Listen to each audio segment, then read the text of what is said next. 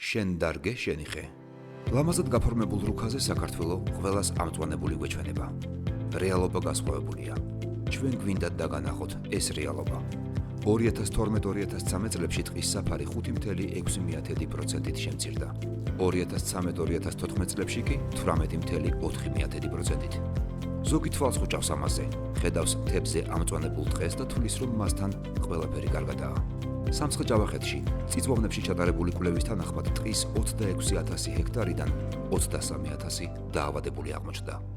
ბორჯომ-ბაკურიანის სატყეო უბნის წიწვოვნებში მავნებლების დაზიანებით გამხმარი და ხმობადი 22%-ია, თითქმის მეოთხედი. იმერეთში, ტყიბულში, ჭიათურასა და ზესტაფონში ძირითადად წაბლის კიბოთი დაავადებულია 16,000 ჰექტარი. და ეს მხოლოდ იმ ტერიტორიების მონაცემებია, სადაც კვლევა განხორციელდა. შეგვიძლია ამაზეც დავხუჭოთ თვალი და იმედი გქონდეს, რომ სხვაგან ყველაფერი კარგადაა. თუმცა ტყის საფარის ნაკლებობის შედეგებს თვალდახუჭული ვერ გავუმკლავდებით. ჩვენ არ გვინდა ძალა დავხარჯოთ მიზეზის და დამნაშავის ძიებაში, მთელ ენერგიას ამ რეალობის შეცვლაზე მივმართავთ.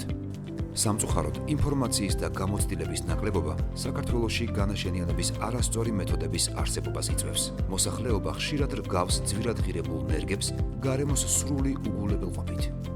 შედეგად, ნერგების 70-80% ხმება. არსებული საფრთხიდან გამომდინარე და საქართველოს პატრიარქის ხედვის გათვალისწინებით, ფონდი შენი ტყე საქართველოს ტყეების გადასარჩენად უპრეცედენტო მასშტაბის პროექტს იწყებს. ჩვენ ვიაზრებთ, რომ ეკოსისტემა და აგროკულტურა კავშირშია. ასეთ მიდგომას აგროეკოლოგია ეწოდება. ფონდის დამფუძნებლებს თურქმენეთის უდაბნოში ტყის გაშენების დიდი გამოცდილება აქვთ. ტყის 90%-მა გაიხარა.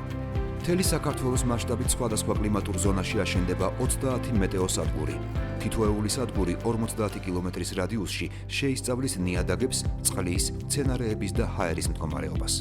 თითოეულ სადგურში განთავსდება ლაბორატორია, სადაც საერთაშორისო დონის მეცნიერებთან ერთად ქართველი სტუდენტებიც იმუშავებენ.